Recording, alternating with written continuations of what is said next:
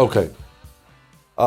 In the wake of this terrible assassination, I know you've been sad, angry, maybe praying, maybe went to church yesterday for the first time in a while, all those things, and all those things are good. But I also know that this has been a very revealing moment for a lot of people in this country, not just the assassination, but the communist response to the assassination.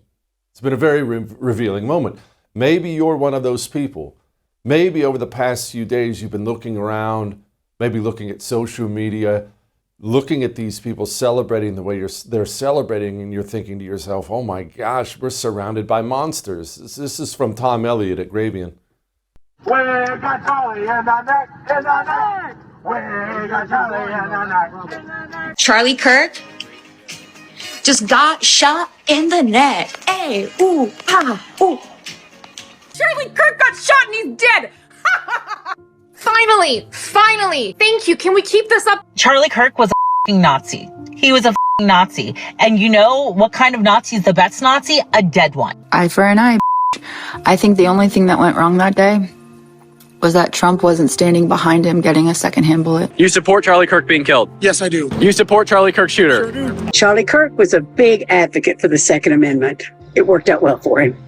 Why are you mourning the death of a literal Nazi? I know it's bad. It's hard to watch. And I'm not going to go on and play other videos of them celebrating, but I know you've seen it. We have nurses, doctors, lots of them. We have military personnel. We have people at FEMA. People, in fact, not just FEMA, all throughout the government.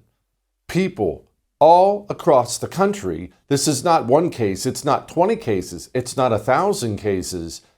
There are lots and lots and lots of people in this country who are quite happy with the political assassination. And we have, in the wake of this, we have poll numbers that maybe you've seen before, maybe you haven't, showing that it's something like 77, 78% of Democrats in this country feel that it's okay to celebrate when a political opponent dies. That's 4 out of 5. That's almost 80%. This is not a kooky left-wing idea. This is mainstream Democrat thought. And maybe you're just now realizing this. Maybe this is just now hitting you. I wanted to explain why we're here. Maybe it will make you feel better. Maybe it will make you feel worse. But there are reasons exactly why we are here. And the first one you must understand, or you might as well turn off the show because you won't ever understand anything else. In fact, you'll never understand what you're facing. The first critically important point where it all begins is they don't value the sanctity of an individual's human life. Your life, my life, really anyone's lives, their own lives. You should understand this extends to them as well. Human life itself, for them, is not necessarily worth anything.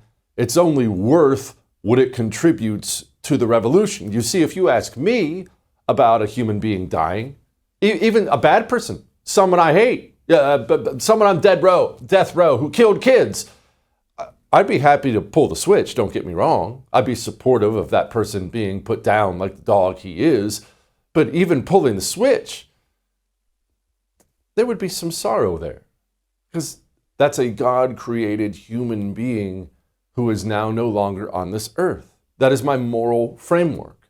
But what if you could take that moral framework and just remove it from people? No, not created by God. No, not a wonderful, sacred individual.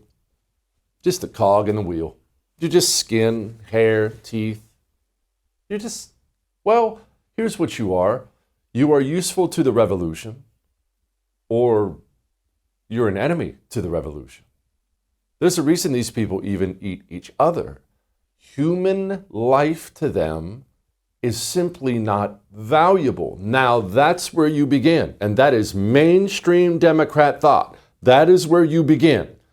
Traveling down that road are a couple other extremely toxic elements. The first of them, and we have to acknowledge that this is real, is all this LGBTQ demonic crap, which has now turned into extreme devil-worshipping tranny garbage. These tranny killers, it's not a one-off. The people involved in this LGBTQ, the online movement, it's not a one-off. What's happening there? Well, take a young person, start chopping off their body parts, start injecting them with all kinds of hormones and God knows things, and soon that human soul that used to be there can be killed, can be removed, and now you're left with a bitter, angry husk of a person. There are radical, evil terror cells in this country. But more than just the terror cell aspect, back to what we were discussing. I have told you several times before, I've used the analogy of a building. Think about the whole country as a building. You know, the top floor is where the management is, all the way down to the bottom floor, that's where the interns are. And communism, Marxism, has been slowly but surely working its way up from the bottom floor into the top floors. They've been filling up every part of our society, including the military. I warned you what was happening in this country a long time ago. They consider you to be the bad guy. So yes, they're destroying the military as a foreign fighting force, but they're not destroying the military in their mind. In their mind, they're building a military. They're building a military for a purpose. It's just not the purpose you want. If you're sitting there right now saying, Jesse, stop being so ridiculous, this is over the top, no one would use the military to fight their own citizens, I would simply invite you to go open, a history book.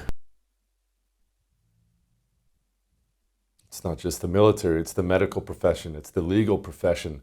While we were sleeping, while we were at school, at work, raising families, these people were filling up our institutions, and soon you wake up one day to the terrible news, Charlie Kirk's been assassinated, and you find out demons all over your country are cheering it on, and you're looking around wondering, what?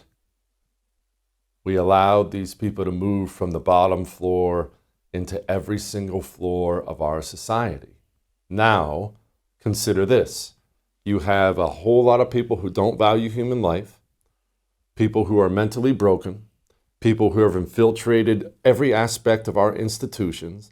Then you add in the coup de grace Democrat rhetoric. Like we're in a war right now to save this country, and so you have to be willing to do whatever is necessary in order to save the country. I know those words are not impactful to you, but you don't share the three characteristics I just talked about. You value human life. You're not mentally broken. You're just the people who are mentally shattered, the people who don't value human life.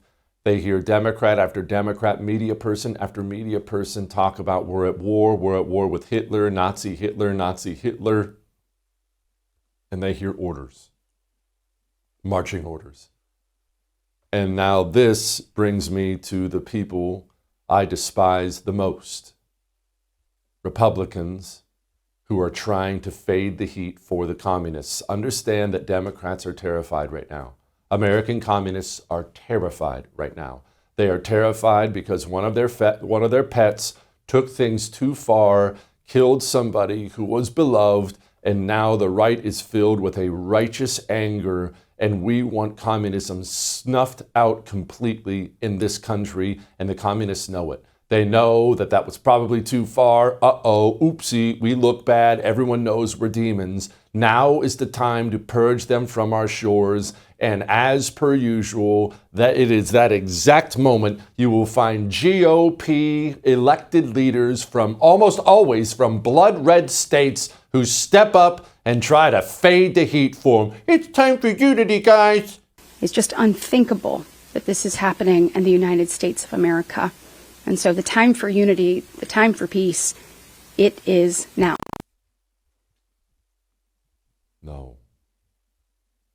No peace with demons. And don't think it was just Katie Britt, the most despicable eunuch in the United States Senate. His name is James Lankford. About this time last year, he was working with Joe Biden to try to pass an amnesty deal before Donald Trump could get elected. In a moment where communist demons are murdering us and threatening to do more, this is what he went on television and said. Well, I would say if there's someone preparing to be able to take out an aggressive act against someone or to be able to violate the law, that is the role of law enforcement to be able to protect Americans.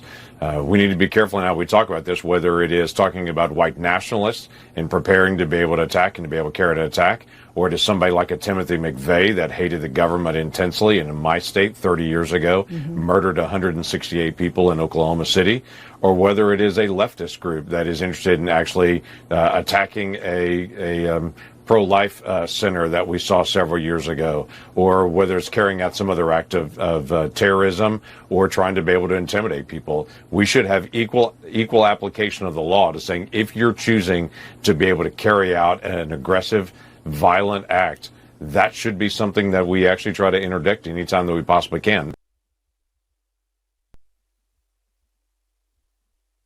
White nationalists? Timothy McVeigh? Look at the controlled opposition stepping in, trying to fade the heat as the whole world is glaring at the communists. Disgusting. Oklahoma, what are we doing? He's got a primary coming up. What are we doing? Wake up. Red states, wake up and start getting involved in your primaries. Stop voting for the goober you see on Fox News every night. All that may have made you uncomfortable, but I am right. I would thank you for coming to my YouTube channel, but I know how brilliant it is, and I know you love it here. So subscribe and watch. We're going to start really ramping things up and putting some funny stuff, some interesting stuff out there, some collaborations. Either way, my YouTube channel is officially the place to be. So stick around.